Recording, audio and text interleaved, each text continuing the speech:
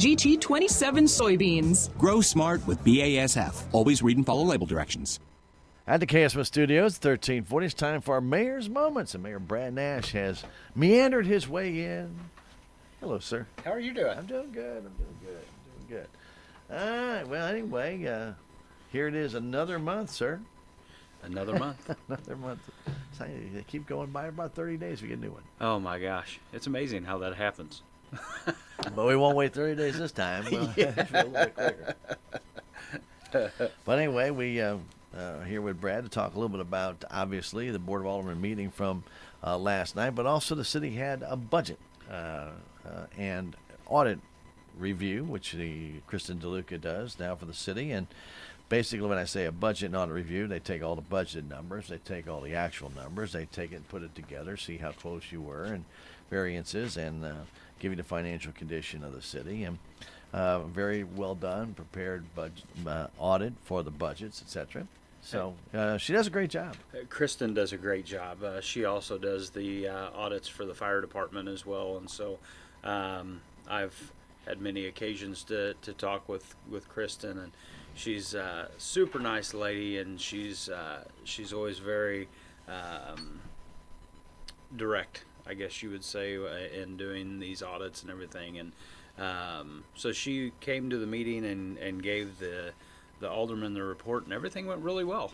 Right. She didn't have any big issues.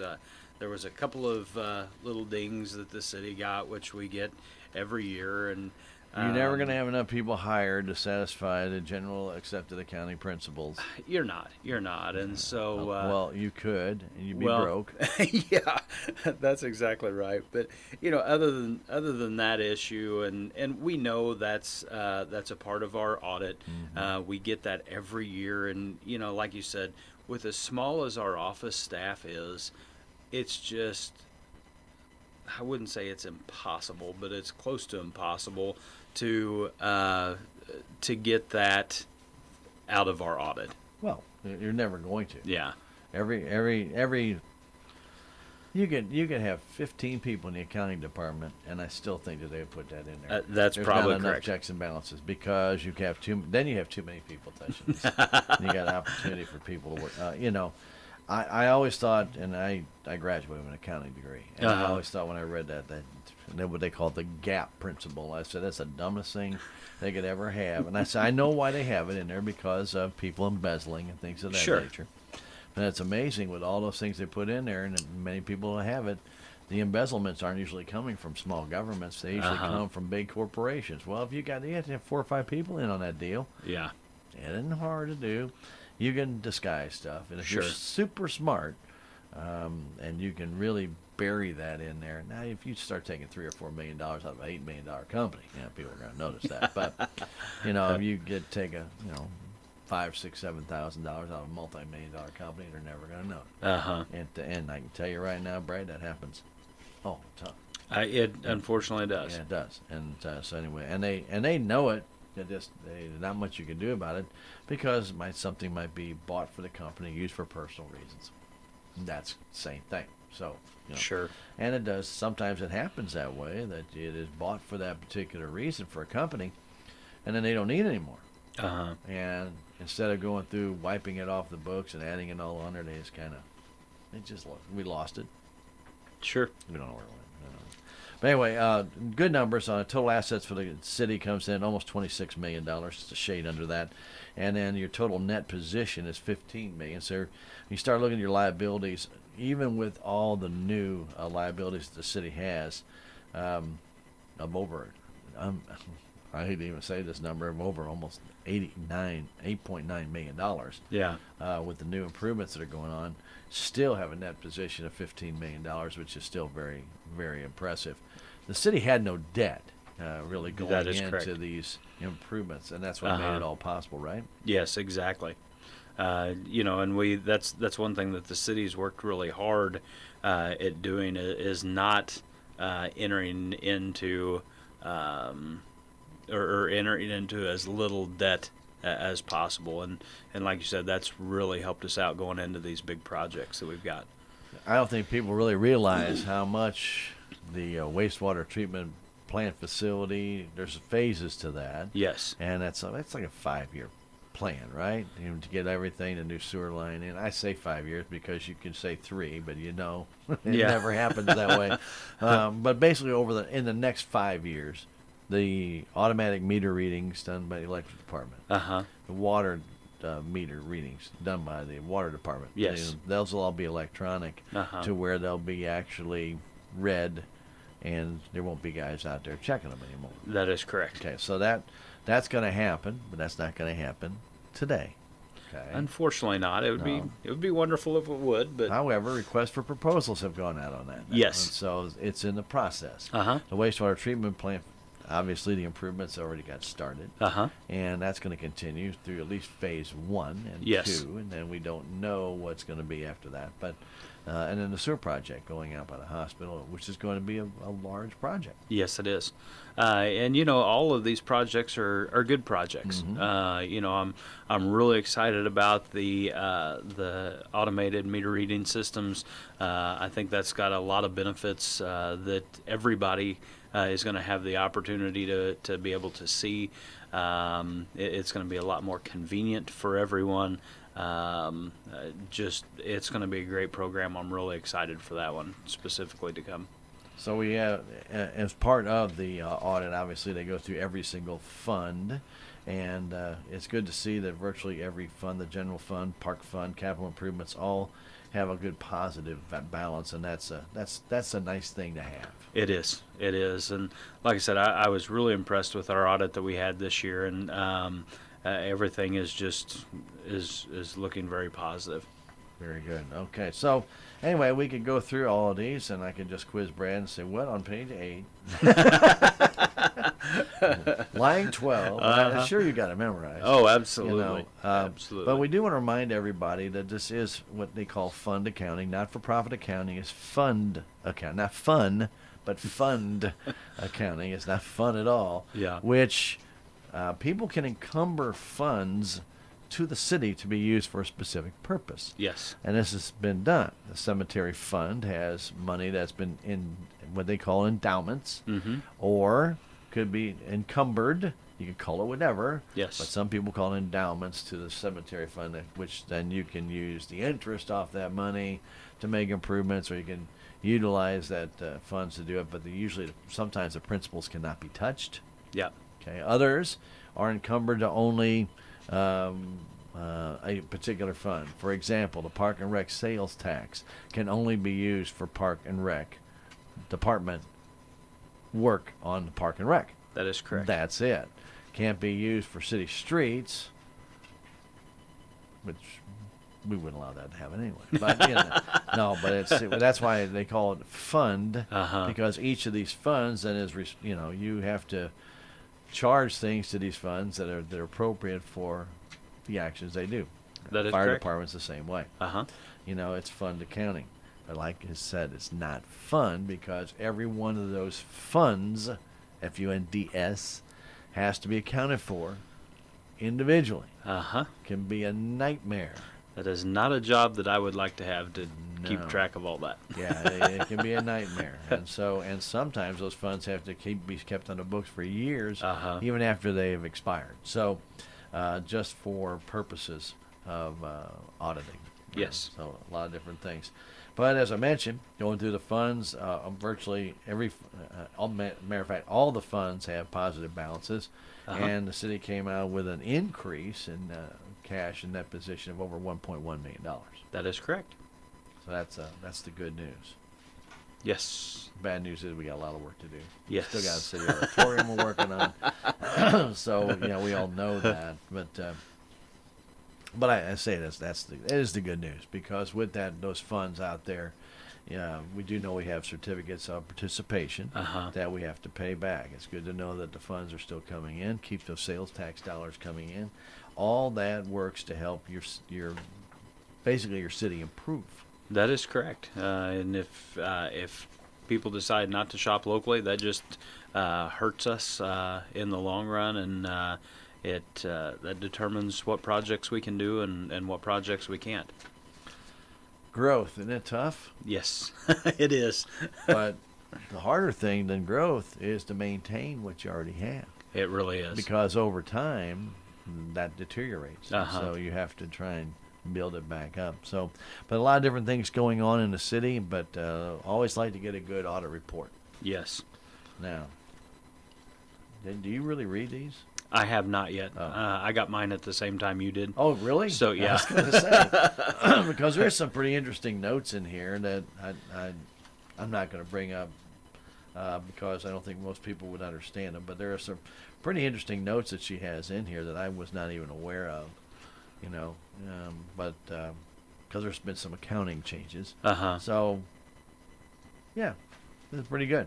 I really enjoyed her descriptions and explanations, you know, because they talk about the different things, you know, the outflows, the inflows. I mean, she gives a lot of descriptions. And by the way, this audit report is available at the city administrative offices. Uh-huh. If you'd like to go down and read it, you are more than welcome to do so. And it's, let's see, 49 pages of fun. A lot of fun. Excuse me. Anyway, Kristen did give an unmodified opinion, and unmodified opinion means that the financial statements that she has prepared do accurately reflect the financial position of the city. Yes, sir. They used to call that a different fund. They used to call that a different kind of opinion, but now they call it an unmodified, because a lot of times that they would give an opinion, a certificate of good standing opinion, and then all of a sudden there'd be a glitch. Uh-huh. So then they have to modify that opinion. So that's why it's called unmodified opinion of the work done. Brad, I don't think anybody really realizes, and I know you're down there when Kristen's down there, how much goes into these audits. Oh, my goodness. There's a tremendous amount of time that's put into it. I know our fiscal year comes to an end June 30th, Uh-huh. and here it is February 5th, and we're getting our audit. It takes a long time to go through every one of those funds and check them out and verify it. And, you know, and she's not doing every single action that the city does. She's taking hit and miss ones to make sure they're accurate. But she has to rely on city help from, you know, Ray Walden and Mary, and going through things. And when she has a question, they have to get answers. Absolutely. It's definitely not a fun process, you know, especially when she comes in and she's got a list of 50 bills that she wants pulled, or, you know, specific items. And so it's a necessary process. It's not a fun process to go through, but like I said, it is lengthy as well. Very good.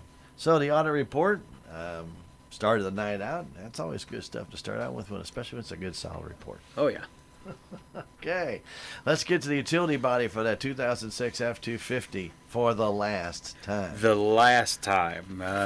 We've brought this up in the last couple of meetings, and seems like there's been some issues at each one where we couldn't get it done. Last night we did finish that up. We approved bid number 1 from Napahide Truck Equipment out of Jeff City for $8,903. Right. The base bid was for $58.65, and there was some additional requested options. Uh-huh. And let's explain. Kranz Body LLC out of St. Louis did give a bid, but it was an all-inclusive bid. It was just a bid for the whole thing, Yes, which the city didn't really need everything in that bid.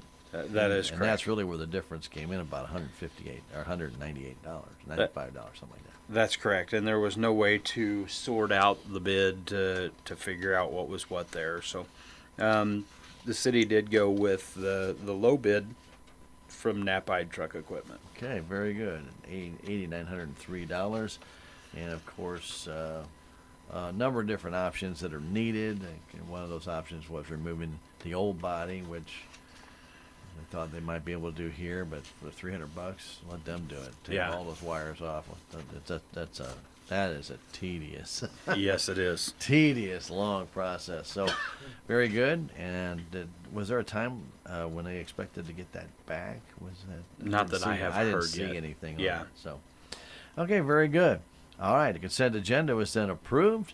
And moving forward, City Administrator Ray Walden talked about the community center at the Army. It was, again, a pretty busy place the month of January. Yes, it was. That was exciting. The number that was given to us is 3,672 participants going through the doors down there, and that's wonderful.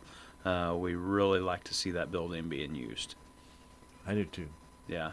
Yeah, gonna have a lot of things going on down there. We've got more girls' night out coming up down there again. That'll bring a whole bunch. It always does. Anyway, the community center at the Army does get used quite a bit, and they do keep track of that. And it is a city property, by the way. Yes. That is managed by Healthy Dane County. By the way, I was down there the other day for the puppy petting The puppy petting event. It's called the Yeah. Dog Days. Yes. Yeah. Sherry was upset that you wouldn't let her have a dog. I'm just saying. She was. But she wasn't so upset. I said, it's a dog or vacation. Yeah. Make your choice. You know what? She didn't bring home a dog. Yeah. That was a really neat event, though. I don't know know. that I've been to anything like that before, but we went in and they had just guessing roughly 10 dogs 10 and dogs, some cats. and Young puppies all the way to middle-aged dogs. yeah, and so just being able to hang out, pet them, play with them a little bit. That was really neat. Really neat. Wore 2 of those puppies out, plumb out. Yeah. 2 o'clock, they were out. I Wore was kind of jealous. Yeah. He looked pretty comfortable on the floor, I tell you. Anyway, so yeah, that Dog Days, but that's just a new event, and it's something to kind of expose people to what our Dent County Animal Welfare Society does. Yes. And, a lot of times we really don't realize how much work goes into what they do. Absolutely. And they did have a wonderful collection of food and things and blankets that people brought for the animals, which was a great turnout. That was Good. fantastic. So Good. really appreciate that. Everybody who got involved with that. I know a lot of people were out there and just really liking the puppies and playing with them for a little while. That was great. And then the kids were off school that day too. Yeah. They got called off. It was 70 degrees by the afternoon, but that morning a little slick with that ice storm. So very good. All right, Mr. Wallen also did explain to people you might be seeing a number of requests for participation, and this is for the AMI system, the old middle school property, even security improvements for the city administrative building. These are all little things that are part of what's going on with the city, but there's a lot of requests out there right now to get some information from people, what they can do and how they can do it. That is correct. And, we've been talking about all these issues for some of them for quite a while now. This is just kind of another step in the process that we have to go through to finalize or make a decision in what we're going to do with air in these areas. And so I'm looking forward to bringing these issues to the alderman and getting them discussed and making a decision and moving forward with these. Right, so we've got these, a lot of these requests will be coming in over a period of the next month or two, and then we get a chance to take a look at those and start moving forward on what can be done with some of these different items that we're interested in. The AMI system, obviously, is that's the water meter and the electric meter one. And, Brad, I hope people don't think that that's going to happen overnight. I remember when Intercounty went to their automatic meter readers, I think it took 3 years. Yeah. To get everybody. Now, grant you, that's a lot bigger territory, but they can only come in and do so many at a time because then they have to keep testing them. Yes. To make sure that they're getting the proper reading. So you have somebody reading it, and you have somebody testing it. Very good. So that's going to be done, and auditorium updates. People can still buy a ticket. Yes. For a seat. For a seat. It's better than buying a ticket. You can buy the seat. It's yours. Yeah, absolutely. The auditorium committee, they do have a program out there now that they are trying to sell seats for the auditorium. Very nice seats. They had a couple of samples in there the other day that I was looking at, and so with the purchase of the seat, which is $250. They'll also include a nameplate on the back of those seats. You can put your name on it. You can put your friend's name on it. You can put in memory of someone if you want. Put your dog's name on it. You can put your dog's name on there. Whatever you want to do there. But those are being sold at this time for $250. Great program. It is. Great program. And they're working with Everything Cinema, another local Yes. company, and getting it done. The screen will be they'll have that for you too. Ray did say the ceiling tile grid is in, and that is a big ceiling. Yes, it is. That is a lot of grid. And so, and they're getting bids on a ceiling tile and things of that nature. That's going to cost a lot of money. But Yeah. now that the roof is fixed, that makes a mega big difference. It does, and we had talked about different ways we can update, and until we got the roof fixed, it was really pointless to do anything else. So we got that done and moving forward. Very good. So keep up to date on the auditorium, and it's going to be a long process because it's an old building. But, work needs to be done, and it's getting there. Just give it time. Yeah. People don't realize, Brad, when you try and go in there and make those changes, sometimes you take the essence away of that older building. We're trying not to do that. That is correct. Keep that building quaint the way it was, but at the same time, it needs a little help. It's gotten a little bit old. Yes. Just go look at the fuse panel. If you don't believe me, Yeah. you don't believe it then. Yeah, very good. But it's still a neat building. I think it's still one of the classic buildings we have in town. All right, next Board of Alderman meeting would normally fall on Monday, February the 18th. We're not quite there yet. Not quite. Maybe I'm looking back. February 18th, that, by the way, happens to be a holiday. President's Day. Yes. So in that case, by ordinance, it can move to the next Tuesday automatically. However, if the alderman said, no, we don't want it on that Tuesday, you can move it again. But that was approved by the alderman. It was. So the next alderman meeting will be February 19th. Very good. So that'll be Tuesday 19th at 7 o'clock. He also mentioned that he and Nuisance Officer Brown and Attorney C had gotten together, starting to go over the nuisance ordinances, put stuff together. They're going to have a public workshop. This has been talked about now for a couple of months. I know Attorney C had been out ill and Yes. really couldn't get any of this done.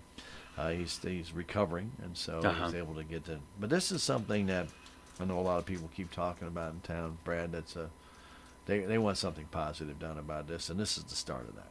Absolutely, and we've been trying to do that for some time now, and this just gives us an opportunity to go back and look at those ordinances and rules and that type of thing, and tighten things up where we can, and just make sure that we've got a good handle on it. They want to have a public workshop so people can understand it, and until they get a little bit more information and kind of can go through everything and see what is available, what is not available, and maybe even review what other cities might be doing before they really want to put that out there, and have the public come in and give their 2 cents worth, and then they can finalize what they want to do. Yes. Sound like a winner? Well, we just gotta, Winner. Just got to give it a little bit of time, though. It does take a little time to get that done. All right, the Salem Housing Authority had a couple of board members whose terms were going to be expiring, and they want to serve again. Yes, they do. The terms for Claire Underwood and Joe Brand expire February the 16th of this year, and so the Salem Housing Authority Board has asked us to reappoint them to those positions for 4 more years, and both of them agreed to do that, and so the alderman voted to do that. February 16th sounds like an odd time to have. It really does. The appointments expire. When I saw that date, I thought, really? January 1st, April with the municipal election. Okay, I could see that. February 16th. Why just make it Groundhog's Day? That would be neat. Then you would know. Yeah, that one just kind of caught me off guard. But, anyway, Also, the board was going to discuss ordinance number 3407, which is actually bill number 3407 first, because it's not an ordinance yet, for the subdivision of the 5400 block of Ranch Motel Drive. Now, Brad, you can correct me if I'm wrong here.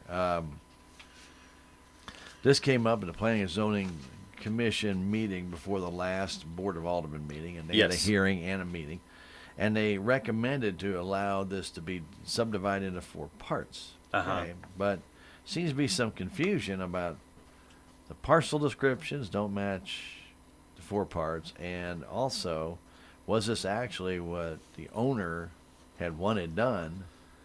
And so there seemed to be a little bit of confusion as to what actually was recommended, what was approved, and what was presented here tonight to the alderman. That is correct. And so with that confusion, we don't want to do anything that's going to make matters worse.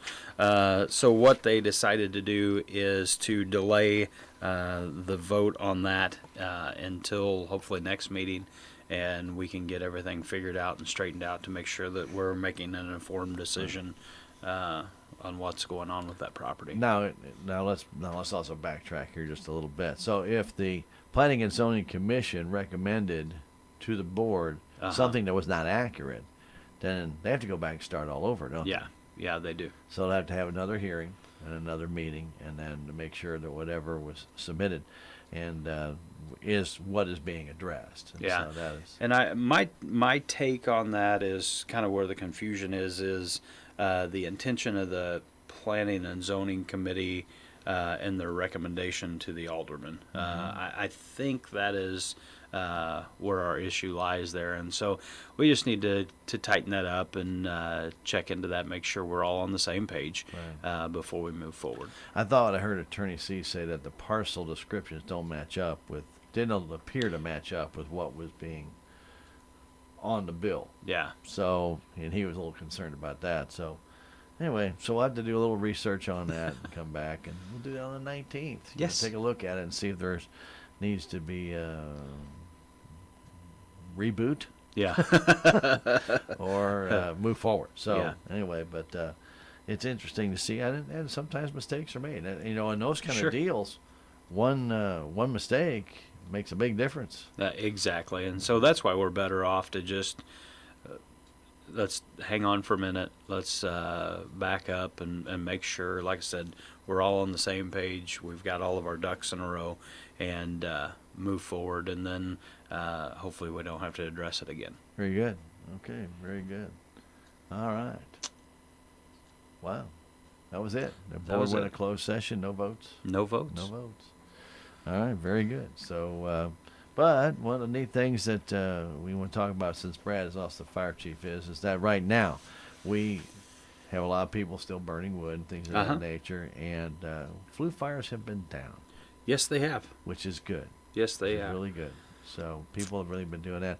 But we want to remind everybody about smoke detectors, because a lot of people, and I'm seeing more and more and more, I guess I'll say horror stories about people who did not change their batteries or smoke detectors. They don't have them going on. It's easy to forget, isn't it, Brad? It really is. And one thing that's frustrating on our end is when we go into houses and they've got little kids and that type of thing, and they've got the smoke detectors, but the lid on them's hanging because they have started beeping. It started beeping, and so they've taken the battery out, and we'll go to Walmart, tomorrow maybe, and get batteries, and then that doesn't happen. Well, they forget. They get over there and say, and that's not high priority. Yeah, and that happens, but it is so important to make sure that you have those smoke detectors and that they're operating, and it's very important, especially the houses that have gas or they burn wood. You need to have a carbon monoxide detector. If your house is all electric, you don't have to worry about that. Okay, so let's just stop right back there. So smoke rises. Yes. But carbon monoxide is heavier. It goes down, right? So when somebody says, well, I'm going to get a combination smoke detector, carbon monoxide detector, that really is not a good idea. Because by the time carbon monoxide gets to the top, you've got a problem. They make them. I know they make not, It's not the best option per They se. put it on a Sistine Chapel ceiling. Remember that one? Yeah. And I'm thinking, there's no way the carbon dioxide is ever going to get there. But I understand the point. But Yeah. But what I'm saying is, if you strategically put the smoke detectors where smoke would gather, hallways, bedrooms. Obviously, you don't want to put it right over your oven in the kitchen. That's Yeah. not a good idea because you will hear it a lot. And I think when the first came out, smoke detectors, everybody wanted them in their kitchen, which makes sense. Sure. Except when you open up the oven door and 500 degrees goes out there, and the next thing you know, you burn in something. Yeah. Left that chicken in a little too long and pull it out, and here comes the smoke. And guess what?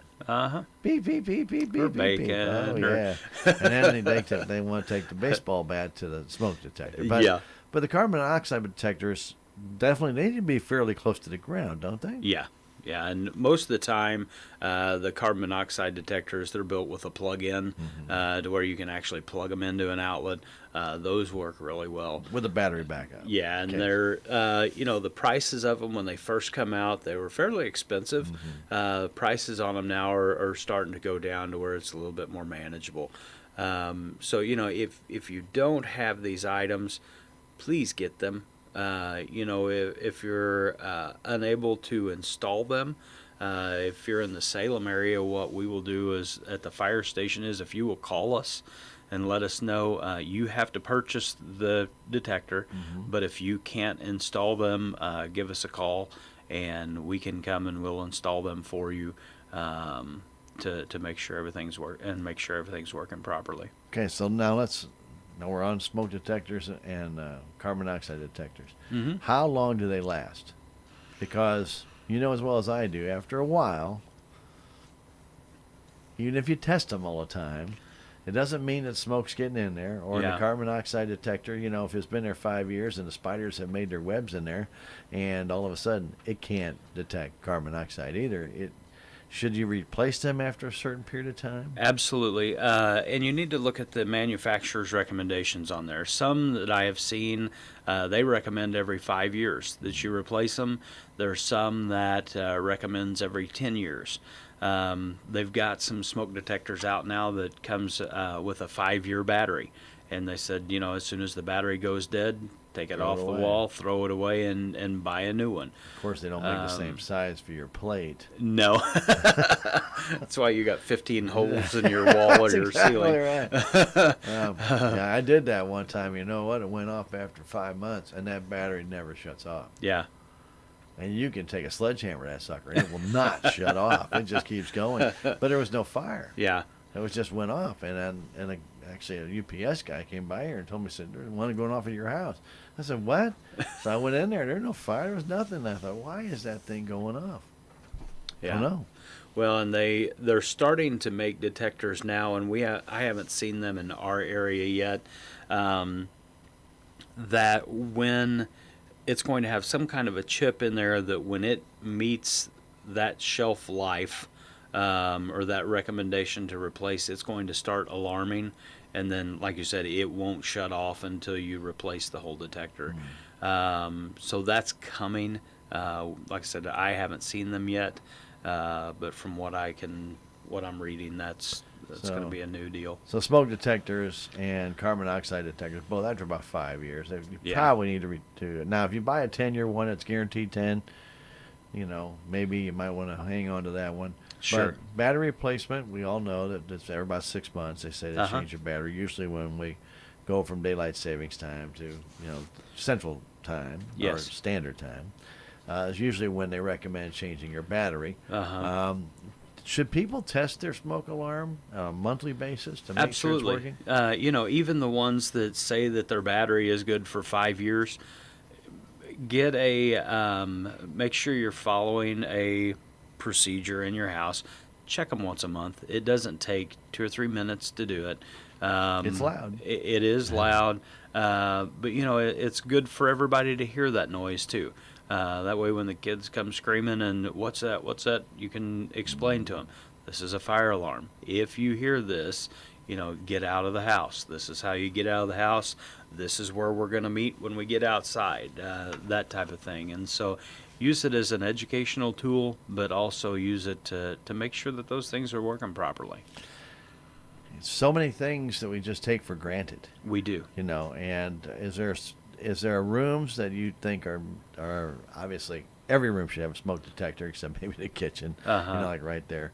But is there specific rooms that obviously bedrooms really kind of come to light, hallways where smoke could gather quickly, because if you got to get out through the hallway, you may not be able to.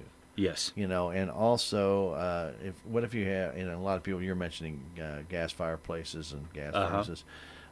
Some people have those in small rooms, like a closet. Yeah. This is some of the older homes have all that in their closet. If you happen to have a basement where it's open, that helps a little bit more air out there. But if you don't, and you have it in a closet, that could be a bit of a problem too, right? Exactly. And you can never have too many of these things. If you can get them in the bedrooms, that is wonderful. If you can't, if all of your bedrooms are together and it's got a typical one hallway that services those bedrooms, put it right outside the bedroom doors, on the ceiling or on the wall, that type of thing. But the more you can have in there, the better you are. Same thing, a lot of people, they have basements and wood furnaces in the basement or whatever. Put a smoke detector in the stairwell, or a carbon monoxide detector in the stairwell, someplace that we can hear those things if something's going on in the basement. Absolutely. So again, if you do have fireplaces that are gas, if you even have fireplaces that are just wood, and carbon monoxide can come out of there too. Yeah. When you may think that fire's out, and you close the damper, and you find out, about 4 hours later that it really wasn't. Yeah. Still has an ember or two in there. We always talk about how being safe about those fires, but sometimes people they put their hand over it and they think, oh, there's nothing there, barely warm. That's not a big deal. All it takes is one ember in there to start a problem, and so they close the flue, and they're still burning. So do you recommend, if somebody has a fireplace in their room, to have carbon monoxide detectors in those rooms? Yes, definitely. Especially. Yeah, definitely. And one thing to remember, we get some phone calls. It seems like once or twice a year we'll get a phone call and they'll say, well, I've got a carbon monoxide issue in my house. Well, how do you know? Because I can smell it. Can't smell that. No, you can't. Carbon monoxide is odorless. It is tasteless, and you can't see it. So the only way to detect that is to make sure that you've got those detectors in your home. Okay, very good. And we bring this up because we still have winter left. Sure. We know how cold it got already, a week and a half ago. Last Wednesday, as a matter of fact, just about a week ago. Yeah. Minus 18 with a wind chill is cold. Yes, it is. Okay, and so, of course, then people are burning more things of that nature. But one of the things we haven't really touched on, Brad, and I want to just hit on it real quickly, is space heaters. Space heaters are, first off, can be very dangerous. Yes. The older they are, the worse they are. But also, let's bring up a little fact, and then we're talking city and fire department. Those space heaters create a lot of heat. If you have a curtain that goes against them, if you have a pet that can knock it over, most of them now have a tip-over safety. If it tips over, it shuts off. But still doesn't mean that somebody can't get burned. You remember the old radiator ones that they put out there and put in the middle of the room? Well, that's great until some little kid comes up there and puts his hand on it. Yeah. Yeah. Okay, you have an issue there. But also the amount of electricity, if you have an electric one or if you have a propane one, you just don't want to be putting that propane one inside standalone propane, because you got carbon monoxide problem there. Yeah. To use as your full source of heat. And then also the electric ones, Brad, they're just going to just run your electric meter crazy. Oh, yeah. The majority of them are very expensive to run. So it's not a cost-effective option, and I realize that some people, they just don't have a choice. And I understand that. But if you're one of those people and you don't have a choice, you have to run it, please be careful. Set them to where they're not going to get against the curtains, or don't set them close to a trash can or anything combustible. Keep them away from them. watch your kids, watch your pets. Make sure that, you know, if you do have one, that it's a newer one that does have the safety switches in there to where if it turns over, it shuts off. They just be very careful. You know, and when it says 1,500 watts, it means 1,500 watts. It's going to be using that. And if you leave it on 24 hours a day, that, my friend, is a lot of wattage to be using. It is. Just to heat. So, again, beware.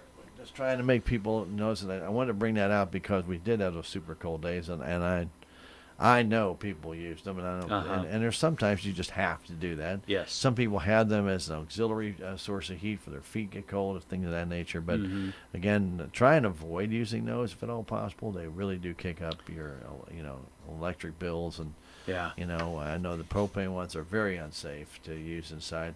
I couldn't even remember why they ever had a propane, space heater.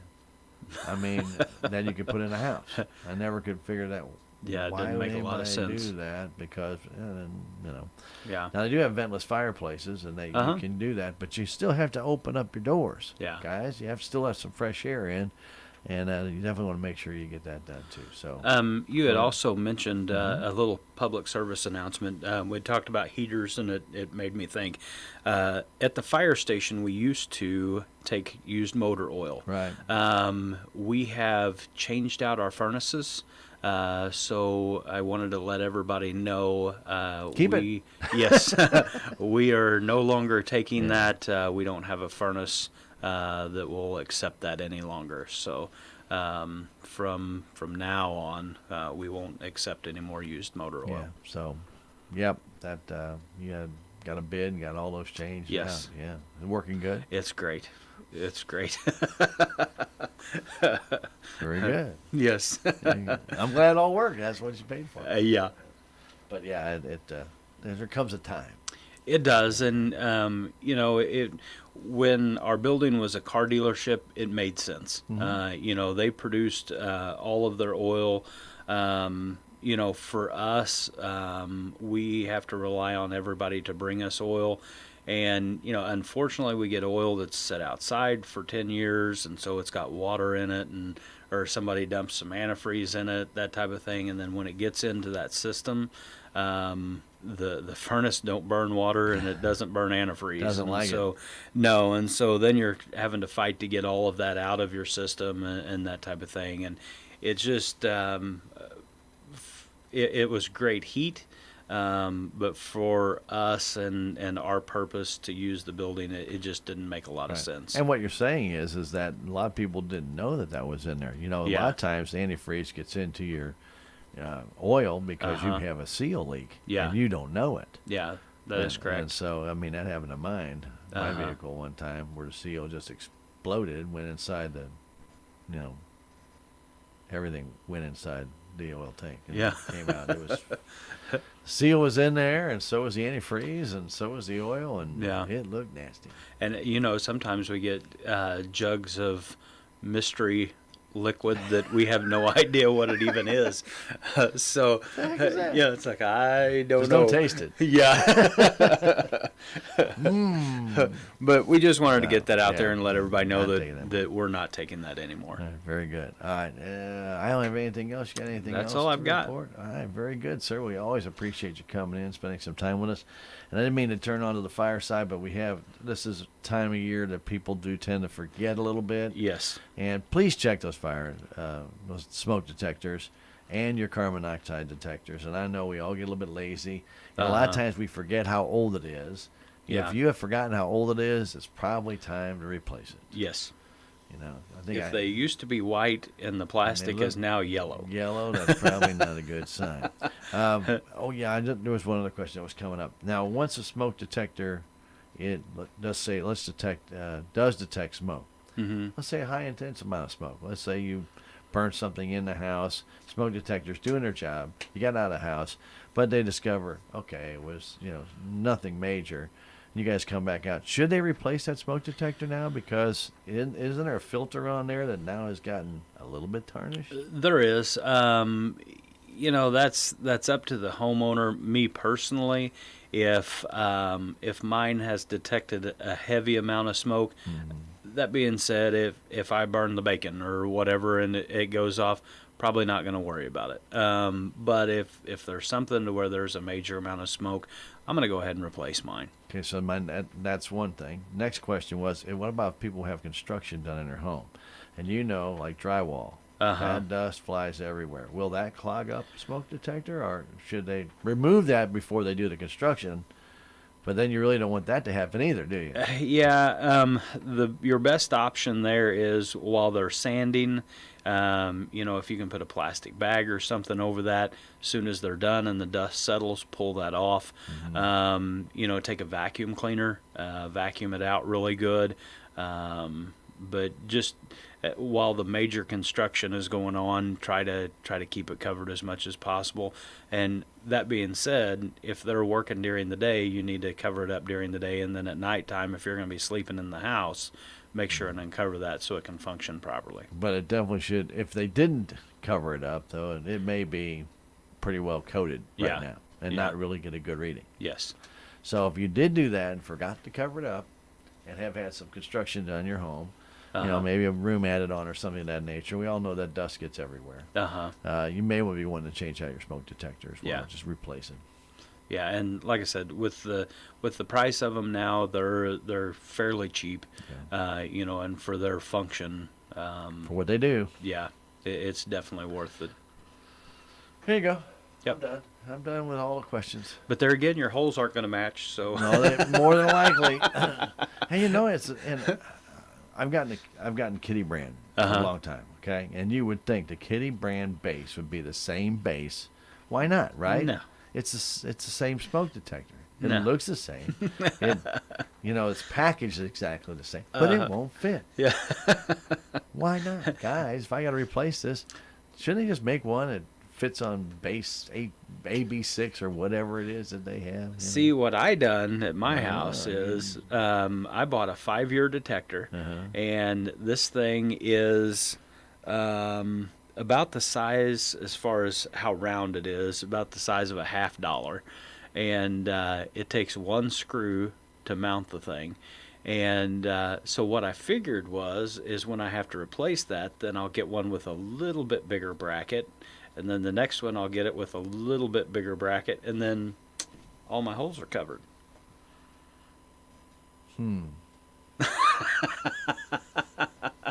That's going to run out after a while.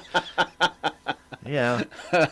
Good philosophy. Yeah. I like the thinking, but I'm thinking $50.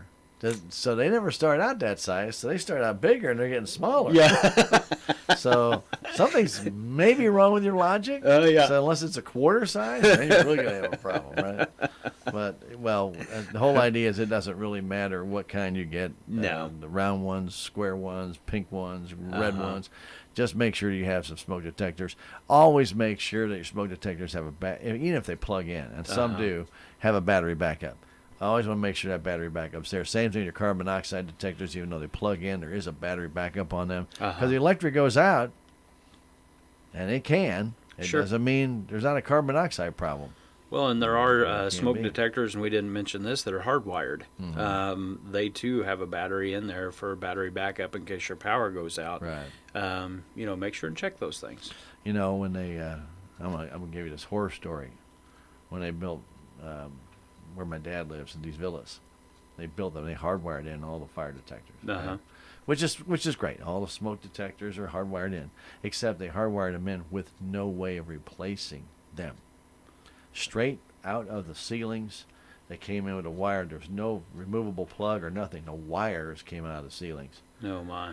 And and so all of a sudden, he had like 3 of them going off at one time.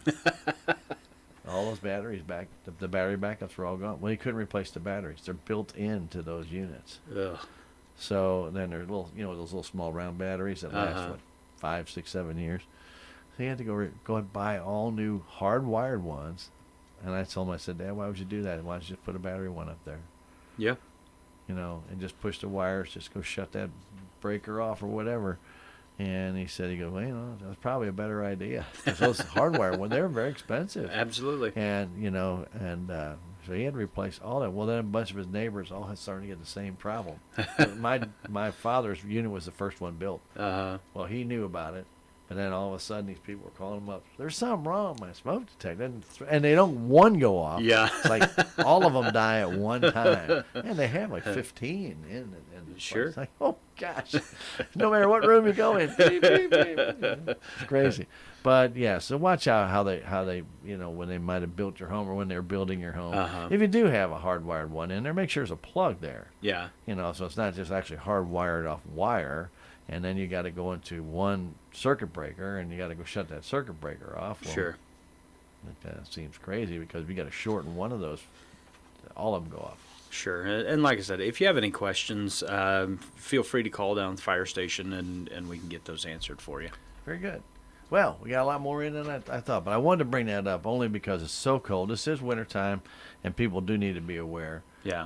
Watch your burning and things of that nature, but watch inside your home. This is just, knock on wood. It's been a slow year. Yeah. Keep it that way. Absolutely. But we noticed the flue fires have been down. We've noticed that a lot of the structure fires have been down. Please keep it that way. And we all know that fire, that's an ugly thing to have happen to you. Yes, it is. Just don't want to have that happen to anybody.